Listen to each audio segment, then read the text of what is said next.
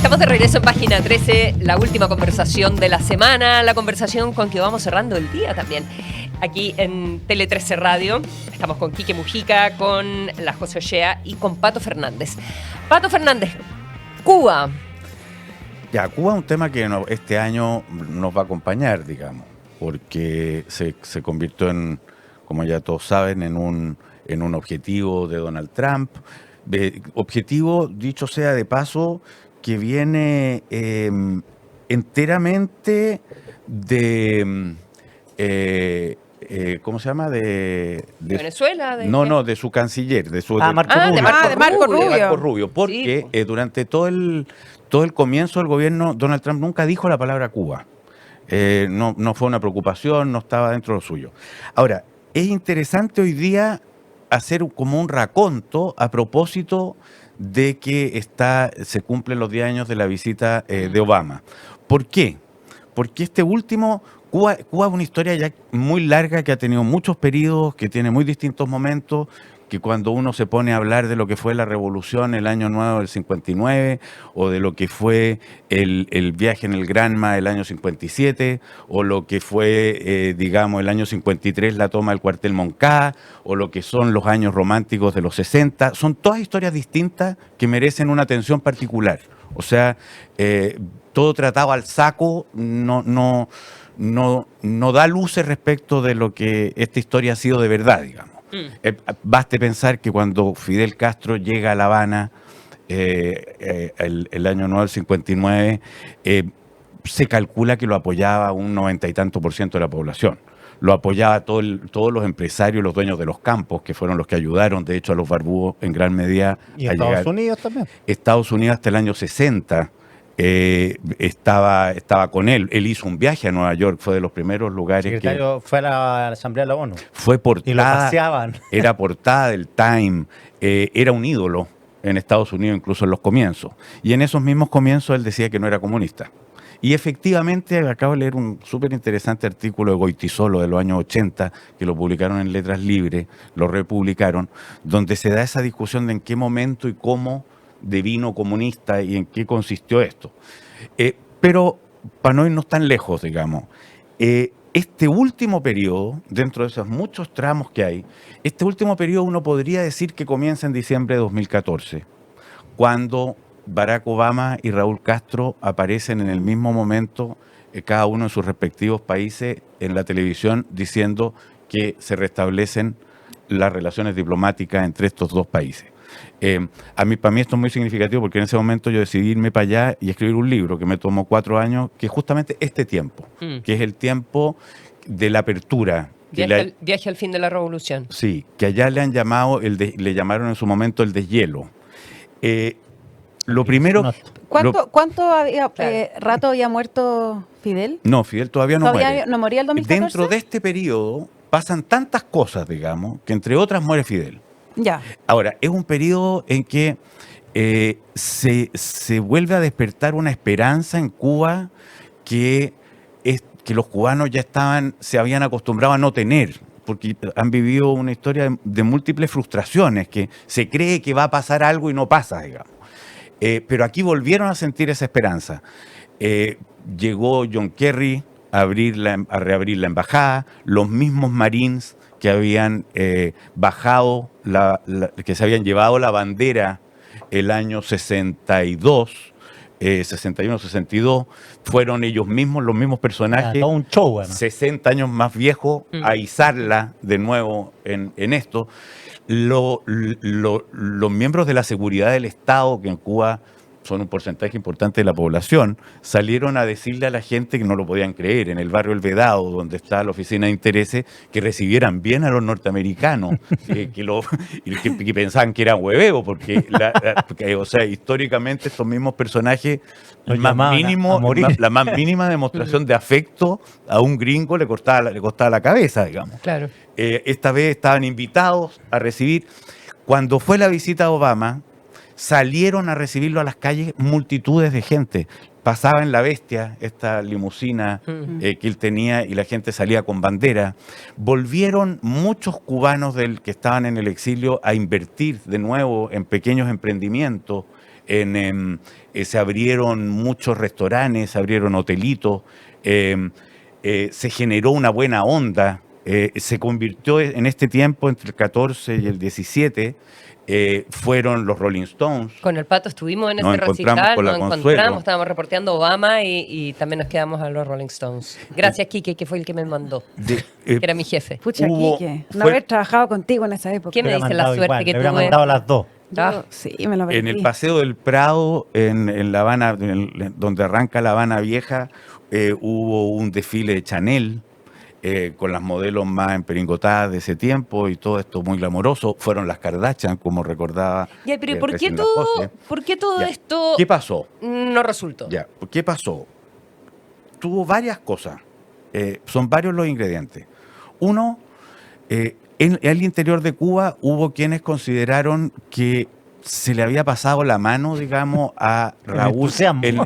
y a Obama, que se reunió con los emprendedores, que generó un entusiasmo desmedido, y hubo como una reacción del castrismo duro y ortodoxo, como diciendo, esta cuestión merece un control. Ujú. Y al mismo tiempo devino Donald Trump. ¿Y qué produjo esto? Es bien importante porque si hay dos fuerzas que han sido cómplices secretas en la historia, en esta historia de la revolución y el antiimperialismo y la lucha de Estados Unidos contra esto, son los duros reaccionarios anticastristas de Miami con los castristas duros y ortodoxos de La Habana. ¿Por qué? Porque no se concede, o sea, son enemigos que se necesitan para mantener en pie el funcionamiento de sus discursos. Lo que vino a tratar de hacer Obama en la apertura es justamente diluir eso. Es decir, algo que yo creo que suena bastante obvio. En la medida que tú dejes que crezca el libre mercado, en la medida en que se distense la relación y se infiltren más unos con otros, ¿quién va a ganar? ¿Qué va a pasar? Se va a abrir.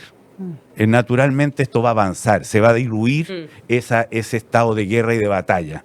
Eso hay un interés político en gente de Miami que Claro, no le viene bien. Los dejaba sin rumbo. Los dejaba sin rumbo. Y por otra parte, bueno, ganó Donald Trump. ¿Qué vino después? Y con esto vamos a llegar como ahora, a la tragedia, digamos. Esto hizo que los cruceros que se habían multiplicado, el turismo que se había desarrollado y explotado a rabiar, etcétera, empezara a disminuir porque además acto seguido vino la pandemia. Y la pandemia, en medio de estas cosas que se empieza a cerrar, fue pero ya no un balde de agua fría, sino que ya fue una lava por que empezó a solidificar la ruina. Cuba quedó cerrado, desaparecieron, todo ese turismo que se desarrollaba se vio muerto, se empezó a arrestar, empezaron a tener carencias de marca mayor, y todo esto viene un último step, digamos. El último es el 3 de enero de este año, cuando Estados Unidos, digamos, interviene Venezuela. Pero es importante decir, yo estuve ahí, estuve en La Habana la última vez, unos 5 o 6 meses, que antes de esta intervención en Venezuela y que se terminara de cortar el petróleo, el asunto ya estaba en un nivel de degradación y desgaste muy mayor. Muy mayor. ¿Económico o político? Económico. No, político todavía el control, no se discutía el fin del régimen, pero el descontento, o sea, yo hace ya mucho tiempo que no veo a nadie en Cuba que defienda el régimen, digamos. ¿Sí? Mucho rato ya. Ya. Y en el último tiempo ya no es solo no defenderlo, sino que desde este periodo del fin de esta apertura que yo les narro, la sensación de este hoyo, ¿a dónde va a terminar? De esto, la sensación de que aquí hay una degradación angustiosa a la que no se le ve salvación posible, sino que ¿Y tampoco está metida en la población de manera muy profunda. ¿Y tampoco creen que el embargo es el mal de todos los males? Es que el embargo es un mal. Sí, sí. Pero al mismo tiempo, pero hay que entenderlo, y el embargo además, después de que asume Trump 2, el embargo se multiplica por 1000, porque Trump volvió a meter a Cuba en la lista de países terroristas y agrandó la lista de prohibiciones y de restricciones de manera increíble. Prohibió Airbnb, prohibió cualquier empresa que tuviera relaciones farmacéuticas y con medicina, prohibió y generó sanciones para quien osara tener relaciones de desarrollos tecnológicos. Entonces, esto es verdad. Pero ¿qué otra cosa es verdad? Lo otro que es verdad es que desde el año 61, cuando Cuba adscribe a la órbita soviética, que no ha vivido nunca por sí mismo. Y eso también es verdad. Claro. Pasó de vivir de la Unión Soviética al periodo especial donde se comían los gatos y se desmayaba la gente de hambre en las calles, a ser rescatada por Venezuela. Y la verdad es que este país, que antes de la revolución era donde se estrenaban los autos del año en La Habana, era donde habían alimentos congelados, era donde... Las mejores fiestas de los gringos. Claro, con toda la corrupción que tú quieras, todo eso es verdad. Pero La Habana era una fiesta, y si tú la recorres y la conoces, te vas a dar cuenta también que ni siquiera era un lugar de mucha miseria, porque la ciudad se expandía con un desarrollo arquitectónico hasta lugares muy lejanos. Donde estaba la miseria era en Oriente y en los campos. Por eso es que la revolución no es La Habana, la revolución es Oriente. Y llega a La Habana. Y llega a La Habana. Pato, o sea, sabemos que están con una crisis de combustible gravísima, los apagones, etcétera, etcétera, pero ¿están a nivel del periodo especial, de que hay como escasez de alimentos? Totalmente, y peor, han aparecido, está habiendo mucha gente que recorre los basureros. Ya. En la misma situación que hablamos que dio pie a la revolución, que era la pobreza de Oriente, aquí hay dos corrientes migratorias paralelas. Una son los mayoritariamente habaneros que se van, que en los últimos años son cerca de 3 millones. O sea, hablamos de la migración venezolana, pero desde el 2023 hasta acá se calcula que ha disminuido la población cubana de algo así como 11 millones a 8. Y además porque están con una crisis de natalidad solo comparable con la chilena. Pero entonces se van mayoritariamente de La Habana, y desde Oriente empieza una corriente migratoria hacia La Habana, porque el Oriente es la parte de Santiago de Cuba, las Tunas, todo eso son zonas muy, muy pobres. Y esto hace que esta gente que llega a La Habana constituye poblaciones marginales. Es otro tipo de población, mucho menos formada, y le llaman los habaneros a estos que llegan, le llaman los palestinos. Y es gente que empieza a dormir incluso en las calles, a la orilla del río Almendaria han crecido lugares, y está degradadísimo. La Habana se está cayendo, y esto no es una metáfora. Todos los días se desmorona algún edificio. Todos los días. Son noticias de siempre. Desaparecieron los jóvenes.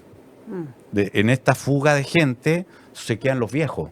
Y esos viejos, muchos están durmiendo efectivamente en veredas. Hay cantidades importantes. Hay hambre. Pato, mira, el último comentario. Hasta el momento en que yo estuve yendo de manera reiterada, o sea, el 2018, que me pasaba casi más tiempo allá que acá, yo repetía siempre una cosa, que todavía Cuba entonces, y esto ya lo dejó de ser, yo decía que era el mejor lugar de América Latina para ser pobre y el peor para dejar de serlo. Ya no es así. O sea, ya hoy día es de los peores lugares también de América Latina para ser pobre.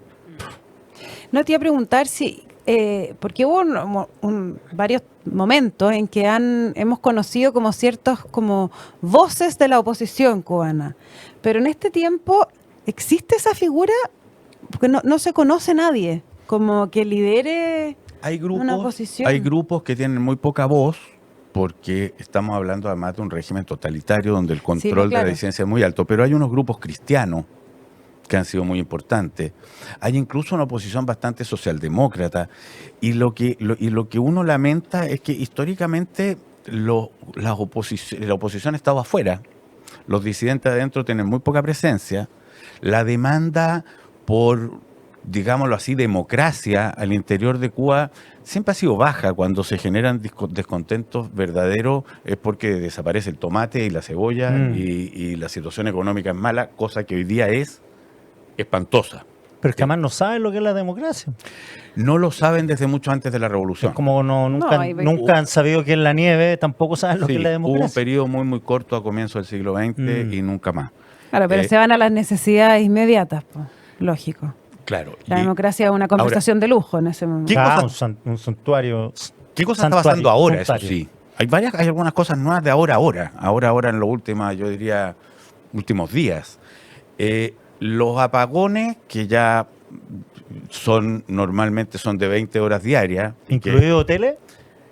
No, porque ahí tienen energías propias. Y además, mientras todo esto sucede y toda esta miseria crece, paradójicamente crece una burguesía que se enriquece de alguna manera. Porque hoy día Cuba, de alguna manera también Cuba hoy día es un reino, el más neoliberal de los reinos, porque el Estado ya no provee. Es todo lo proveen las MIPYMES, que son las pequeñas. Sálvese quien pueda. ¿Y estas burguesías cómo se enriquecen? No, porque son los que enriquecen, no exageremos tampoco de que no es nada parecido a las grandes riquezas chilenas, digamos. Pero se empieza a notar cada vez más la desigualdad, porque hay cada vez más autos nuevos, al mismo tiempo que hay cada vez menos comida. Hay cada vez han construido hoteles que están enteramente deshabitados y que los ha construido Gaesa, la empresa de los militares cubanos, y que todos se preguntan por qué construyen estos hoteles mientras aquí hay carencias de esta dimensión y mientras no hay quienes ocupen esos hoteles. Corrupción. Porque están vacíos. Son todas preguntas. Pero lo que iba a decir, lo que es nuevo de ahora a ahora, es que llevamos un rato en que empiezan a sonar cacerolas cuando no se enciende, cuando están en la oscuridad. Pero en el último rato, desde la semana pasada, en que en Morón, provincia de Ciego de Ávila, un grupo se tiró a quemar todo lo que había dentro de una sede del Partido Comunista, que están habiendo más, está habiendo algunos estallidos. Anoche hubo en unos barrios de La Habana, anoche mismo, prendieron fuego, y hubo protestas, así que ya salieron a gritar ya.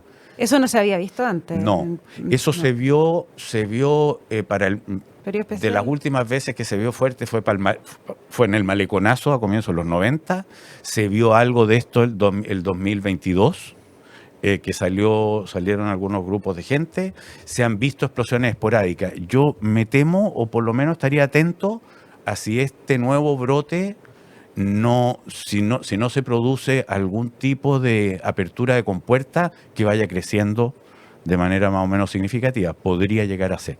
Ahora hay que ver qué hace Trump también. Y hay que ver qué hace Trump, y para muchos es un gran misterio cómo esto evoluciona, porque en ese que hace Trump, salió recién un artículo en el New York Times, hace pocos días atrás, donde hablaban de 4 fuentes que garantizaban que en el proyecto de los Estados Unidos estaba sacar a Díaz-Canel, y que esto tendría de alguna manera como cierto aval interno en Cuba. ¿Pero de Raúl? Pero salió. Es que todas las negociaciones de Estados Unidos, esa es una particularidad muy extraordinaria, todas las negociaciones de Estados Unidos no se han llevado a cabo con la oficialidad cubana, se llevan a cabo con la familia Castro. Claro. ¿Qué es la oficialidad cubana? Pero incluso con algunos como el Cangrejo. ¿Quién es el Cangrejo? Raúl Guillermo Rodríguez Castro, que es hijo de un personaje que se llamaba Luis Alberto Rodríguez López Calleja, que era bastante famoso, murió hace unos pocos años, porque era el que manejaba muchos negocios. ¿Y de Alina, o no? ¿De Alina Castro? ¿Hijo él? Y claro. De ella. El Cangrejo de 40 años, nieto de Raúl, está el que ha llevado, se supone, las conversaciones, digamos, más directamente con Estados Unidos. Y antes la llevó también, tuvo mucha relación Alejandro Castro, que es el hijo, digamos, un hijo de Raúl.